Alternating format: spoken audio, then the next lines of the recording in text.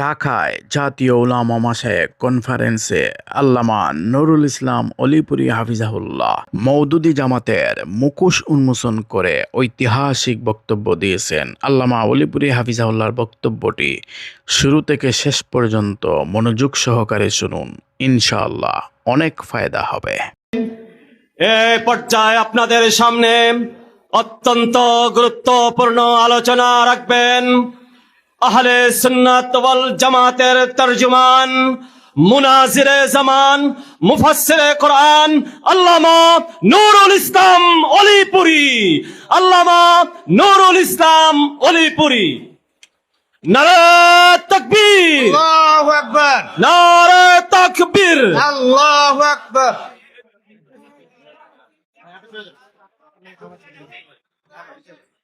রাসূলের বর্ণিত 6 কথা বিশ্বাস করার নাম হলো ঈমান। আর এই 6 কথার যত ব্যাখ্যা বিশ্লেষণ কোরআন হাদিসে উল্লেখিত অথবা কোরআন হাদিসের বিবরণের দ্বারা প্রমাণিত, সেই সমস্ত ব্যাখ্যা বিশ্লেষণকে পরিভাষাগতভাবে আকীদা বলা হয়। আকীদার বহুবচন আকাইদ। আকীদা হলো ঈমানের 6 কথার যে কোনো কথার ব্যাখ্যাকে আকীদা বলা হয়। যেমন ঈমানের 6 কথার চতুর্থ কথা হলো আমি নবী রাসূল বিশ্বাস করি, সুতরাং নবী রাসূল বিশ্বাস করা এটা আমার ঈমান। কিন্তু নবী রাসূল সম্পর্কে কিছু ব্যাখ্যা কোরআন হাদিসে উল্লেখিত অথবা কোরআন হাদিসের দ্বারা প্রমাণিত, সেই ব্যাখ্যাগুলি বিশ্বাস করা আমার আকীদা। নবী রাসূল বিশ্বাস করার নাম ঈমান, নবী রাসূল সম্পর্কিত ব্যাখ্যা বিশ্বাস করার নাম আকীদা। নবী রাসূল সম্পর্কে যত ব্যাখ্যা বিশ্লেষণ কোরআন হাদিসের দ্বারা সুপ্রমাণিত, এর মধ্যে একটা ব্যাখ্যা হলো আল্লাহ আমাদের নবী মুহাম্মদুর রাসূলুল্লাহ সাল্লাল্লাহু আলাইহি ওয়াসাল্লাম সম্পর্কে বলেছেন, ওয়ালাকির রাসূলুল্লাহি ওয়া খাতামান নাবিয়্যিন। মুহাম্মদ সাল্লাল্লাহু আলাইহি ওয়াসাল্লাম আল্লাহর রাসূল এবং শেষ নবী। সুতরাং কেউ যদি মুহাম্মদুর রাসূলুল্লাহকে রাসূল বিশ্বাস করে কিন্তু শেষ নবী বিশ্বাস করে না, এই শেষ নবী বিশ্বাস না করার অনিবার্য মর্ম হয় সে কোরআন বিশ্বাস করে না। আর যে কোরআন বিশ্বাস করে না সে আসমানি কিতাব বিশ্বাস করে না, যে আসমানি কিতাব বিশ্বাস করে না সে বেঈমান কাফের।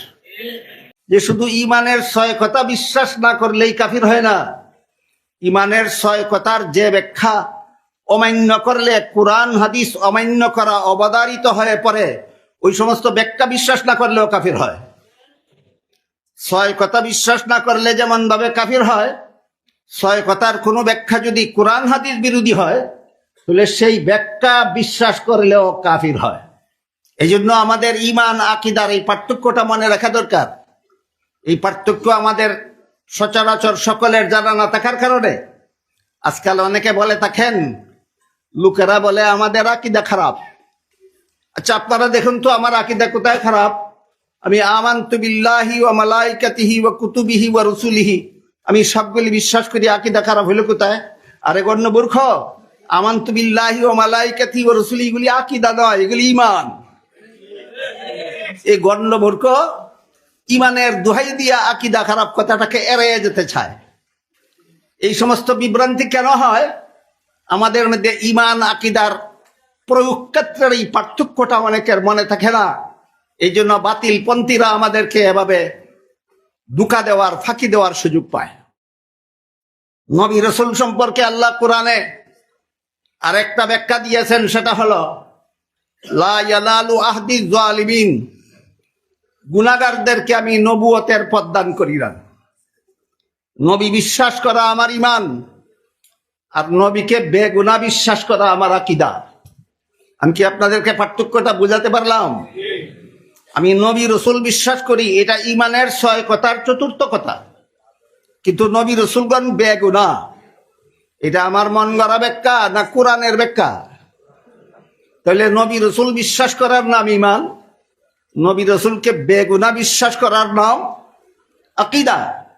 যারা নবী বিশ্বাস করে কিন্তু নবীকে গুনাহগার বিশ্বাস করে, তার ঈমান থাকলেও আকীদা খারাপ। বুঝে থাকলে বলুন, ঈমান থাকলেও আকীদা খারাপ। যে সমস্ত মুসলমানের ঈমান আছে কিন্তু আকীদা খারাপ, এই সমস্ত মুসলমান সম্পর্কে একটা সহিহ হাদিসে রাসূল করিম সাল্লাল্লাহু আলাইহি ওয়াসাল্লাম বলেছেন, সিনতানে ওয়া সাবউনা ফিন নার ওয়া ওয়াহিদাতুন ফিল জান্নাহ।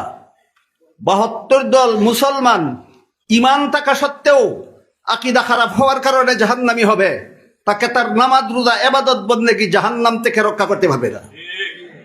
তাহলে জাহান্নাম থেকে বাঁচার জন্য 6 কথার বিশ্বাস যাকে ঈমান বলা হয়, এটাই যথেষ্ট না আকীদা শুদ্ধ হওয়া দরকার? আকীদা শুদ্ধ হওয়া দরকার। কাজেই ঈমানের চতুর্থ কথা হলো আমি নবী রাসূল বিশ্বাস করি, সেটা আমার ঈমান। কিন্তু নবী রাসূলগণ বেগুনাহ, এটা আমার ঈমান না আকীদা। খারাপ হইলে আমি যদি নবীকে গুনাহগার মনে করি, তাহলে আমার ঈমান থাকা সত্ত্বেও আমার আকীদা খারাপ। এমন আকীদা খারাপ ওয়ালা নামাজ রোজা ইবাদত বন্দেগী করা সত্ত্বেও রাসূল বলেছেন 72 দলে বিভক্ত হয়ে জাহান্নামী হবে। 72 দল জাহান্নামী। এরা কি বেঈমান জাহান্নামী না ঈমানদার জাহান্নামী? ঈমানদার জাহান্নামী। মুসলমান জাহান্নামী। কেন? আকীদা খারাপ। 72 দল মুসলমান জাহান্নামী কেন? আকীদা খারাপ। খারাপ আকীদার মধ্যে একটা খারাপ আকীদা হলো নবীকে বেগুনাহ মনে করা। আরেকটা খারাপ আকীদা, নবীগণ দায়িত্ব পালনে ত্রুটি করেছেন কিনা। সহিহ আকীদা হলো কোন নবী আল্লাহ প্রদত্ত দায়িত্ব পালনে বিন্দু মাত্র ত্রুটি করেননি। কিন্তু বর্তমান উপমহাদেশের বিভিন্ন দেশের একটা দল, যা ফত্তানে আজম মওদুদীর গঠিত দল, সেই মওদুদীর গঠিত দল মওদুদীবাদীরা বিশ্বাস করে স্বয়ং মুহাম্মাদুর রাসূলুল্লাহ সাল্লাল্লাহু আলাইহি ওয়াসাল্লাম তার দায়িত্ব পালনে ত্রুটি করেছিলেন। ইসলামের সহিহ আকীদা হলো নবীগণ দায়িত্ব পালনে ত্রুটি করেন না। মওদুদীবাদীদের আকীদা হলো দায়িত্ব পালনে স্বয়ং মুহাম্মাদুর রাসূলুল্লাহ ত্রুটি করেছেন। কোনটা সহিহ আকীদা, কোনটা খারাপ আকীদা? দায়িত্ব পালনে ত্রুটি করেন না সেটা সহিহ আকীদা। নবী দায়িত্ব পালনে ত্রুটি করেছেন সেটা ভুল আকীদা। ভুল আকীদা পোষণকারী সারা দুনিয়াতে ইসলামী রাষ্ট্র প্রতিষ্ঠা করার মতো আমল করলেও জাহান্নাম থেকে রক্ষা পাবে না।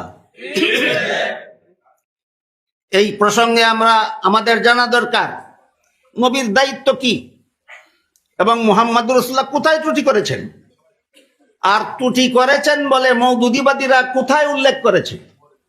এই বিষয়গুলি আমাদের জানা দরকার। প্রথমে আমরা বুঝে নেওয়ার চেষ্টা করি নবীর দায়িত্ব কি। এ মর্মে আল্লাহ কোরআনের এক আয়াতে আমাদের নবীকে সম্বোধন করে বলেন, ইয়া আইয়ুহার রাসূল বাল্লিগ মা উনজিলা ইলাইকা মির রাব্বিক ওয়া ইল্লাম তাফআল ফামা বাল্লাগতা রিসালাতাহ। অর্থ হলো, হে রাসূল করিম সাল্লাল্লাহু আলাইহি ওয়াসাল্লাম, আল্লাহর পক্ষ থেকে আপনার কাছে যা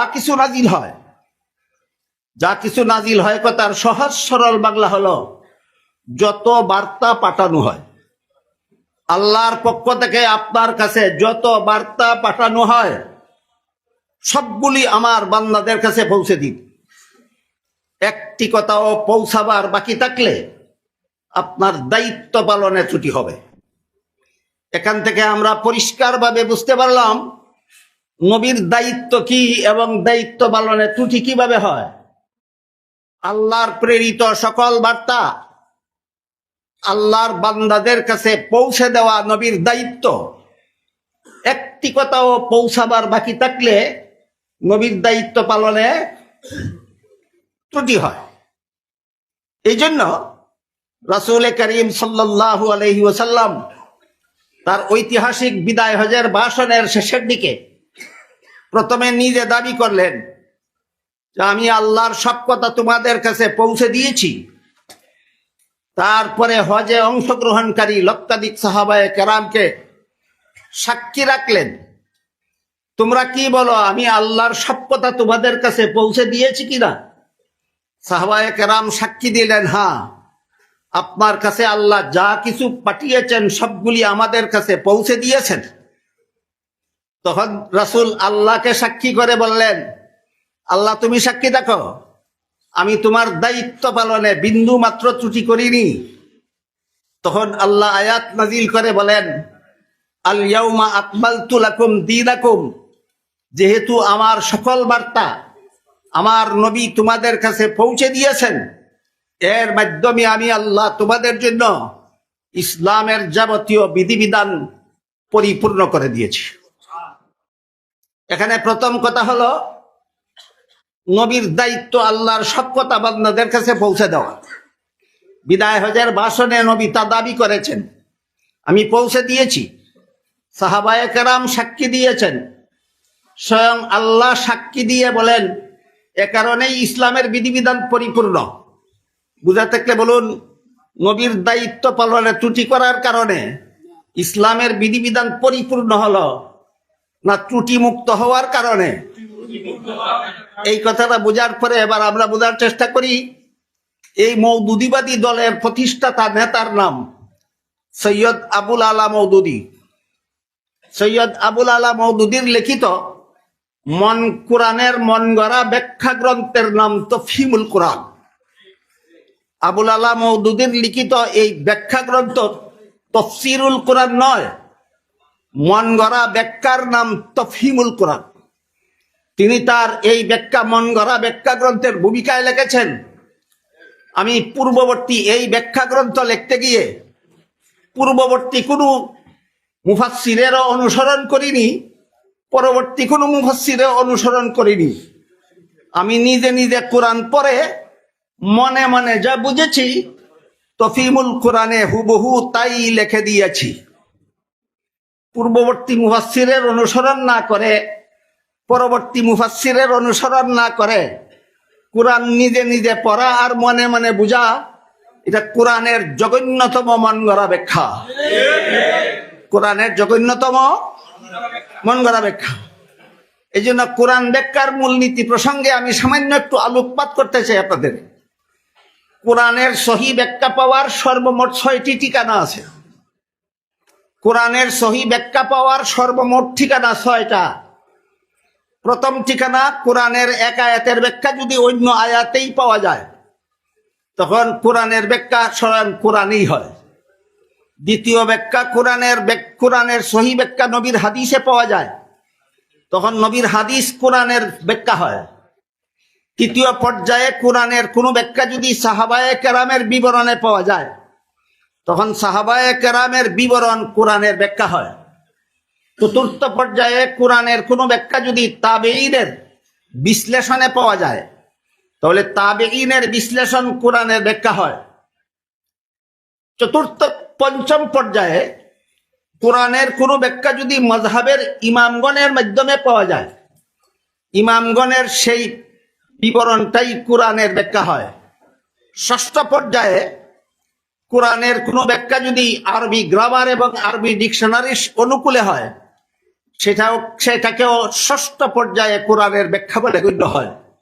পক্ষান্তরে, কোরআনের যে ব্যাখ্যা কোরআনের কোনো আয়াতে পাওয়া যায় না, কোরআনের যে ব্যাখ্যা রাসূলের কোনো হাদিসে পাওয়া যায় না, কোরআনের যে ব্যাখ্যা সাহাবায়ে কেরামের বিবরণে পাওয়া যায় না, কোরআনের যে ব্যাখ্যা তাবেঈদের বিশ্লেষণে পাওয়া যায় না, কোরআনের যে ব্যাখ্যা মুস্তাহিদ ইমামগণের, মযহাবের ইমামগণের বিবরণে পাওয়া যায় না, কোরআনের যে ব্যাখ্যা আরবি গ্রামার এবং আরবি অভিধানের অনুকূলে নয়, সেই ব্যাখ্যা মন গড়া ব্যাখ্যা।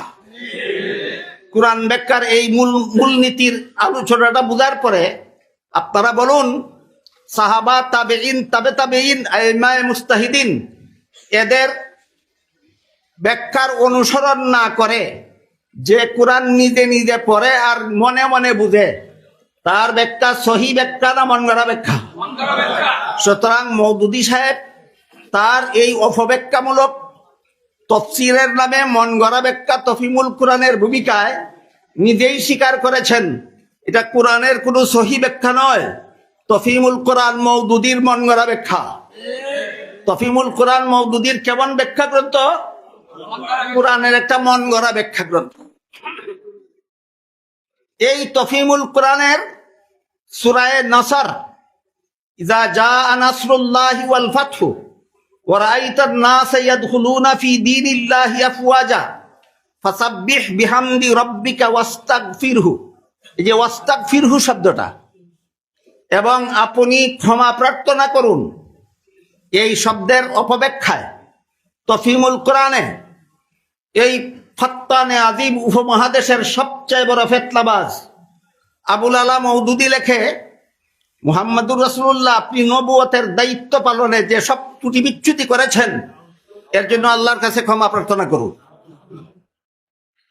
তাহলে আমরা এতক্ষণ কোরআন হাদিসের আলোকে কি বুঝে আসলাম? কোন কোন নবী নবুয়তের দায়িত্ব পালনে ত্রুটি করেছিলেন? একজনও না, সর্বশেষ এবং সর্বশ্রেষ্ঠ নবী মুহাম্মদুর রাসূলুল্লাহ সাল্লাল্লাহু আলাইহি ওয়াসাল্লাম সম্পর্কে সূরায়ে নাসরের একটা মাত্র শব্দের অভাবে অপব্যাখ্যায় এই মওদুদিবাদীদের প্রতিষ্ঠাতা নেতা সৈয়দ আবুল আলা মওদুদি লেখে, মুহাম্মদুর রাসূলুল্লাহ দায়িত্ব পালনে ত্রুটি করেছিলেন, এই জন্য আল্লাহ তাকে ক্ষমা প্রার্থনা করতে বলেছেন।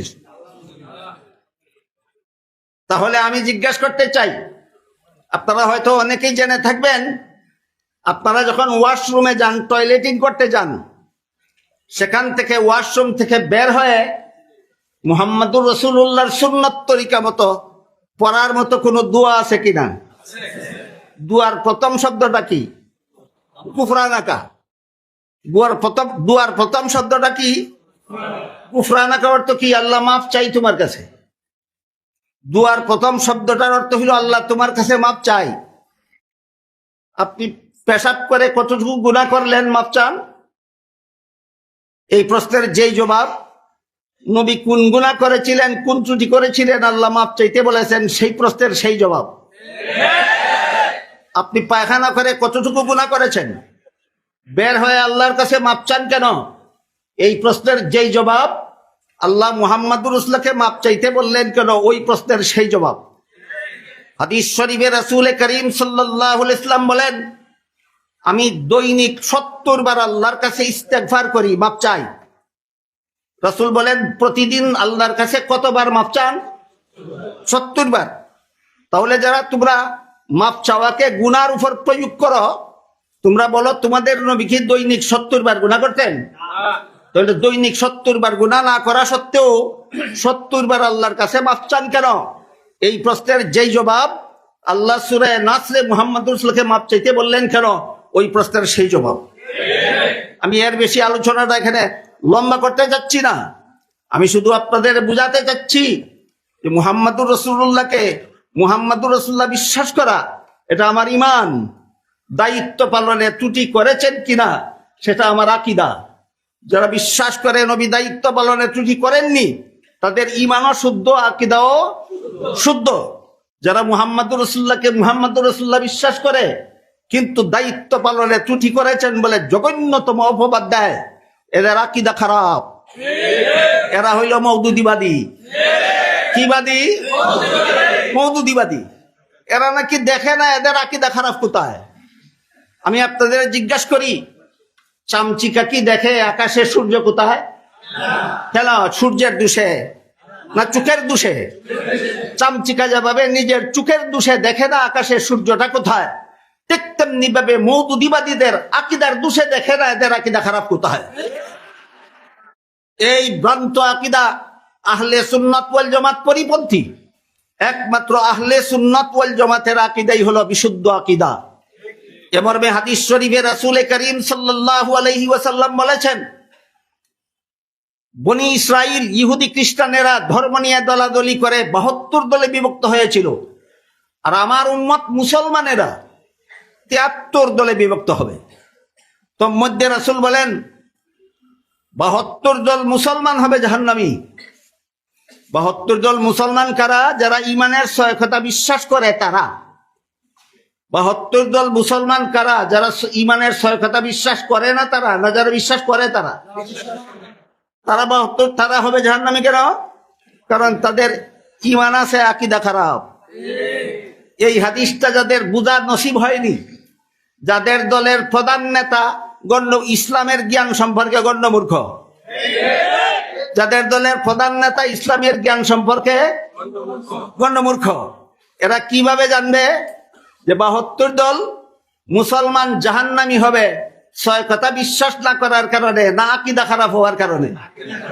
তোমাদের আকীদা খারাপ তোমরা বুঝবা পেলে, তোমাদের আমিরই তো গণ্যমূর্খ। এবং তোমাদের প্রতি দলের প্রতিষ্ঠাতা নেতা যেটা, এটা আরো জঘন্যতম গণ্যমূর্খ ছিল।